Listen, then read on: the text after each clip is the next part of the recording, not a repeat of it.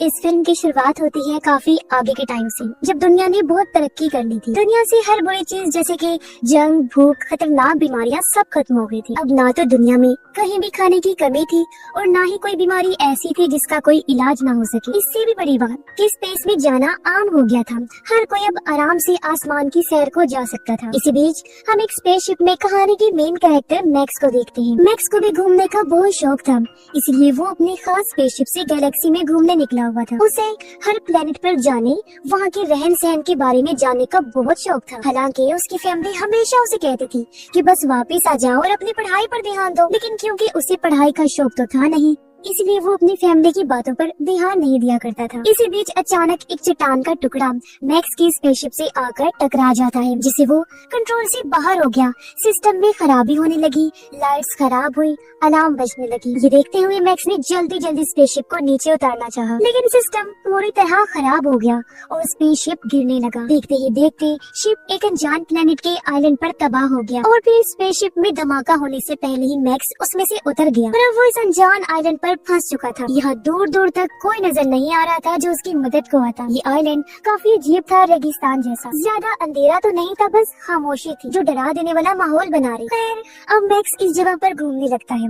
जंगल में आकर उसने कुछ बर्तन देखे। आग को कुछ देर पहले ही बुझाया गया था, जिसका मतलब साफ था कि कोई और भी यहाँ पर रह रहा है। और तभी उसे एक क्रिएचर दिखाई दी जो छुप रही थी। मैक्स ने उससे बात करना चाहिए कोशिश की, लेकिन वो डरकर भाग गई। उसे समझ नहीं आ रही थी कि ये कौन सी दुनिया है। फिर अचानक एक जोरदार आवाज आती है, जिसके साथ ही एक सोल्जर उसके सामने आ गया। उसने फौरन मैक्स पर गन तान दी और न जाने किस जुबान में उस पर चिल्लाने लगा। अब मैक्स परेशान हो गया, ना वो उसकी बात समझ पा रहा था और ना उसे कुछ समझा पा रहा था। तभी मैक्स ने अपनी बेल्ट पर लगी एक डिवाइस निकाली जो एक तरह का ट्रांसलेटर था, जो किसी भी जुबान को ट्रांसलेट कर सकता था। मैक्स उसे अपने कान में लगा लेता है। सोल्जर को लगा कि ये कोई हथियार है, इसलिए वो मैक्स के बेल्ट पर गोली चला देता है और अगले ही पल उसे गिरफ्तार करके अपने साथ ले जाता है। वो उसे एक अजीब से शहर में लेकर आया जो लग तो रहा था जमीन जैसा, मगर कुछ डरावना भी। यहाँ हर तरफ काले गंदे कपड़े पहने सोल्जर फिर रहे थे, जिनके हाथों में गन्स थी और सर पर हेलमेट पहना हुआ था। हर तरफ अजीबोगरीब ड्रोन उड़ रहे। जल्द ही मैक्स को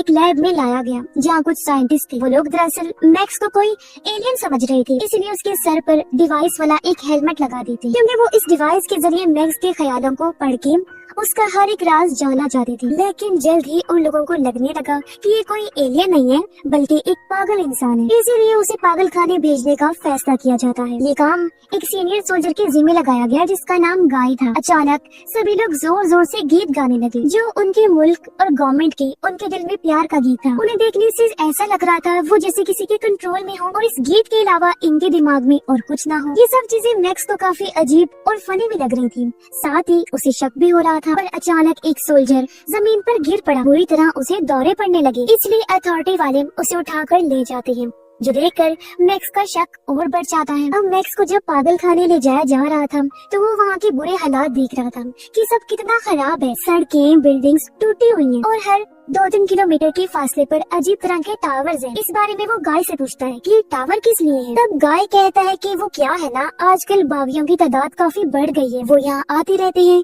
तो दुश्मनों से हिफाजत के लिए इन टावर्स को लगाया गया। उनकी बात चल ही रही थी कि अचानक एक टावर में जोरदार धमाका हुआ, जिससे टावर का जला हुआ मलबा उन लोगों के ऊपर गिरने लगा। हर तरफ अफरा तफरी फैल गई। कुछ लोग तो भाग गए, जबकि कुछ मलबे के नीचे ही दब के मारे जाते हैं। एक बड़ा सा रॉड मैक्स के ट्रक में घुस गया, जिससे गाय उसके नीचे दब जाता है। अब मैक्स बगैर टाइम गवाए जल्दी से पूरी ताकत लगाकर गाय को बाहर निकाल लेता है और इस तरह बाल बाल उसकी जान बच पाती है। ये देखकर गाय को इतना तो समझ आ गया कि ये कोई आम लड़का तो नहीं हो सकता। खैर अब जाकर मैक्स को पता चलता है कि यहाँ तो बगावत चल रही है, यानी जिनको बागी कहा गया है वो गवर्नमेंट के खिलाफ खड़े हैं, क्योंकि वो गवर्नमेंट के तरीकों को नापसंद करती है। इसलिए गवर्नमेंट ये टावर लगाकर अपनी ताकत बना कर रखना चाहती है।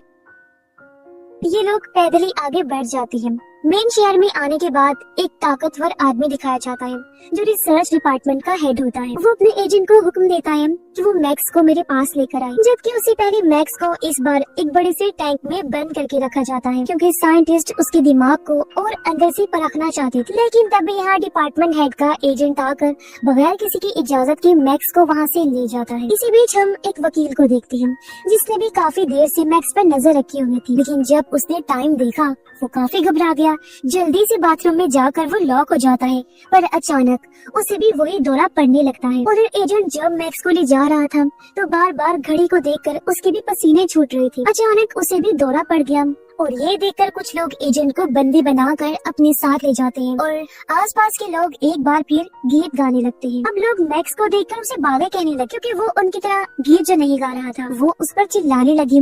तब इस भगदड़ का फायदा उठाकर मैक्स वहाँ से भाग जाता है। अब पता चलता है कि फादर्स नामी एक ग्रुप है जिसमें वो सारे फादर्स यहाँ पर राज करते हैं, जिनमें रिसर्च डिपार्टमेंट का हेड और उसका एजेंट भी शामिल थे। अब इनके कुछ रूल्स थे, जो भी फादर छोटी सी भी गलती अगर करता तो बाकी फादर्स उसे मार दिया करती थी। अब मैक्स एक बार में गया जहाँ की वेट्रेस उसे काफी अच्छी लगी। दोनों की कुछ देर तक बातें हुई और उनकी अच्छी दोस्ती हो गई। एक दूसरा बदतमीज कस्टमर वेट्रेस से बदतमीजी करने लगा। मैक्स ने उसे रोकने की कोशिश की लेकिन दोनों की लड़ाई हो जाती है। उसने कई बार मैक्स पर हमले किए लेकिन उसने हर हमले को नाकाम बना दिया क्योंकि उसके पास बहुत ताकतें थी। इसके बाद मैक्स ने वेट्रेस को यहाँ आने तक की सारी कहानी बताई। बातों ही बातों में उसे पता चला कि वेट्रेस गाय की बहन है। वेट्रेस मैक्स को अपने घर ले जा रही थी तो वो भी खुशी खुशी मान गया, लेकिन जब दोनों बार से बाहर आई तो वो बदतमीज आदमी फिर से आ गया।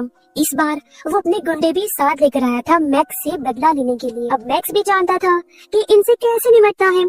जैसे ही उन लोगों ने तलवार से हमला किया मैक्स बड़े ही आराम से बच गया और अब वो लोग मैक्स पर झपट पड़े, लेकिन उस पर तो कोई असर ही नहीं हो रहा था। वो सबको मारकर गिरा देता है। इसी के साथ गैंग के बाकी लोग भी आ गए जिनके पास बड़े बड़े हथियार थे। एक ने मैक्स की टांग में रस्सी डाली जबकि दूसरे ने हथियार से हमला कर दिया, मगर उसने उनके ही हथियारों को उनके खिलाफ इस्तेमाल करके सबको ढेर कर दिया। अब सिर्फ वो बदतमीज आदमी बचा था।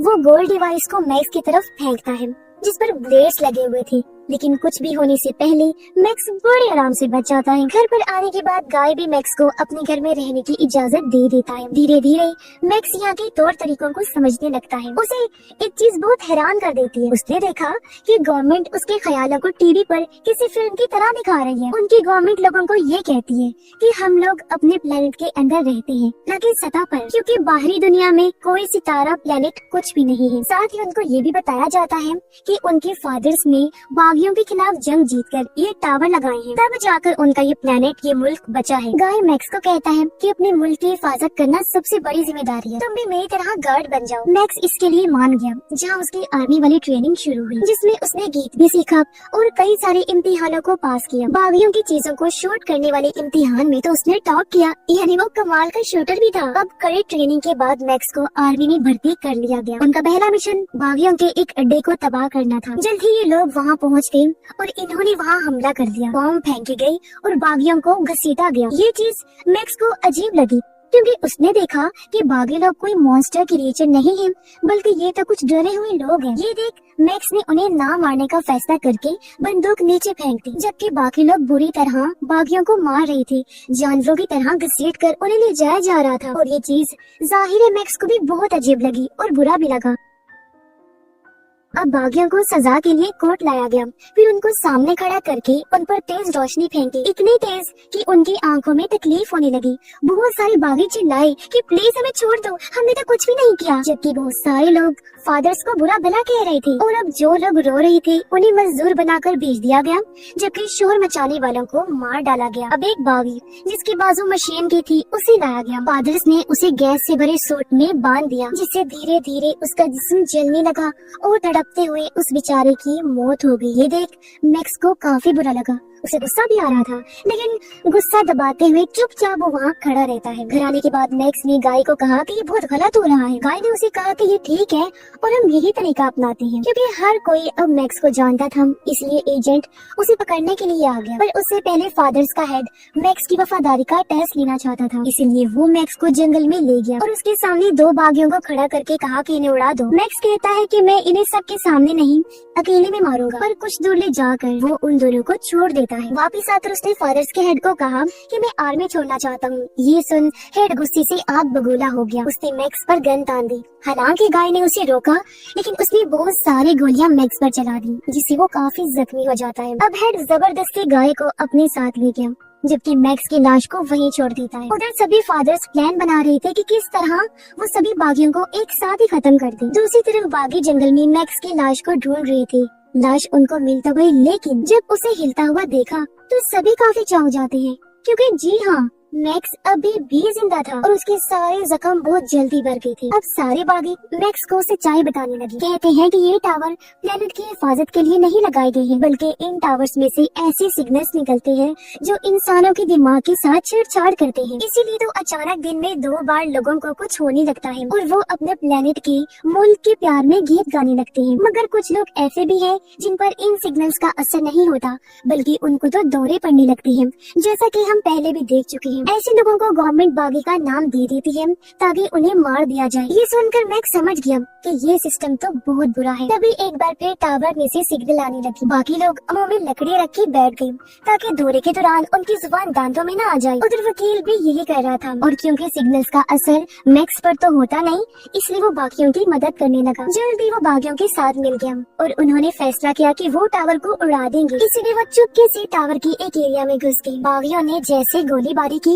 तो सभी सोल्जर्स अलर्ट हो गए। मैक्स तो बड़े आराम से आगे बढ़ रहा था। जो भी उसके सामने आता जा रहा था वो मार मार कर उनको साइड पर कर रहा था। बागी भी मुकाबला कर रही थी।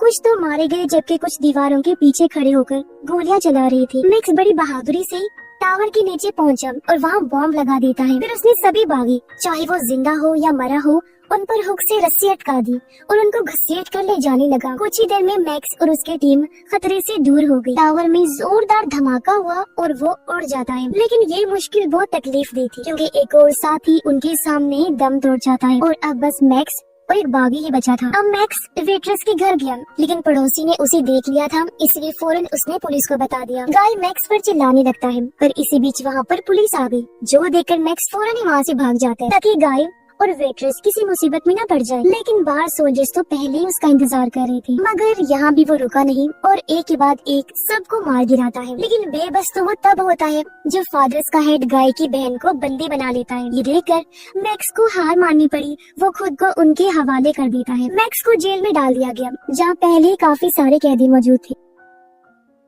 उधर वकील मैक्स के बारे में जानकारी इकट्ठा कर रहा था। उसे पता चला कि मैक्स पर टावर में से आने वाले सिग्नल्स का कोई असर नहीं होता। ये जानकर उसे बहुत हैरानी हुई और वो मैक्स को अगवा करने का प्लान बनाता है। उधर मैक्स और बाकी कैदियों को जंगल में भेजा गया ताकि वो बचे हुए हथियारों को इकट्ठा कर सके। जब वो ये कर रही थी तो अचानक कुछ रोबोट्स अपने आप ही एक्टिवेट होकर गोलियां चलाने लगी। सब लोग चुपचाप नीचे लेट गए। उन्होंने भी जवाबी वार किया और सभी रोबोट्स को उड़ा दिया। मैक्स एक सोल्जर को बताता है कि जब मैं यहाँ आया था तो मैंने एक क्रिएचर को देखा। तब सोल्जर उसे बताता है कि वो कोई क्रिएचर नहीं बल्कि बदले हुए इंसान है, जो बहुत ही खतरनाक होते हैं। उनको देखते ही फौरन मार देना चाहिए। अब अचानक वो सोल्जर गड्ढे में गिर गया। तब उसे बचाने के लिए मैक्स भी कूद पड़ता है।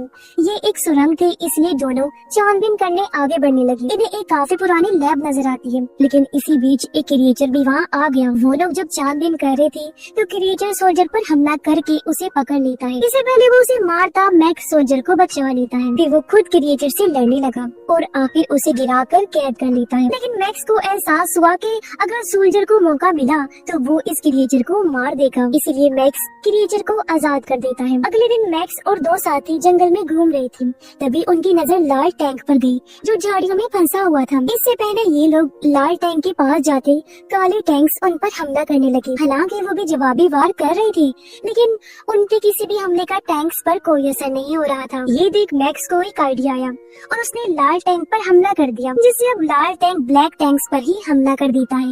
एक एक करके उसने सारे ब्लैक टैंक्स उड़ा दिए। अब मैक्स जल्दी से लाल टैंक के अंदर घुस गया। फिर उसने सारी तारों को काटकर टैंक को डीएक्टिवेट कर दिया। अब मैक्स वहाँ से भागने का प्लान बना चुका था, लेकिन कोई और उसके साथ जाना नहीं चाहता था, क्योंकि उन्हें लग रहा था कि ये इतना आसान नहीं होगा, ये किसी खतरे से खाली नहीं है। इसीलिए मैक्स अकेला ही टैंक लेकर चल पड़ा। हालांकि रास्ते में बिछाए गए बहुत सारे बॉम्ब्स ने टैंक पर हमला किया, लेकिन उसे कुछ भी नहीं हुआ। उधर वकील को जब पता चला कि मैक्स जेल से भाग गया है तो गुस्से में आकर उसने अपने ऑफिस की सारी चीजों को तोड़ फोड़ कर दिया। थोड़ा दूर आने पर मैक्स को कुछ फौजी मिले जो सभी गाड़ियों को चेक कर रही थी। जैसे ही एक फौजी ऊपर आया, मैक्स खुश हो गया, क्योंकि वो और कोई नहीं बल्कि गाय था। उसे देखते ही मैक्स अंदर खींच लेता है और बस फिर क्या था, वो बिना रुके गेट तोड़कर वहाँ से भाग जाता है। हालांकि फौजियों ने बहुत गोलियां चलाई, लेकिन कोई असर नहीं हुआ। अब गाय काफी चौंक गया। वो हैरान होते हुए मैक्स से पूछता है कि भाई मुझे क्यों अंदर खींचा और कहाँ लेकर जा रहे हो। इसमें मैक्स कहते हैं रिलैक्स हो जाओ मेरे दोस्त, मैं तुम्हें एक नई जिंदगी दिखाने ले जा रहा हूँ, जो यहाँ से बहुत बेहतर होगी। ये बात सुनकर दोनों काफी खुशी से आगे बढ़े और इसी के साथ इस फिल्म की कहानी यहीं पर खत्म हो जाती है।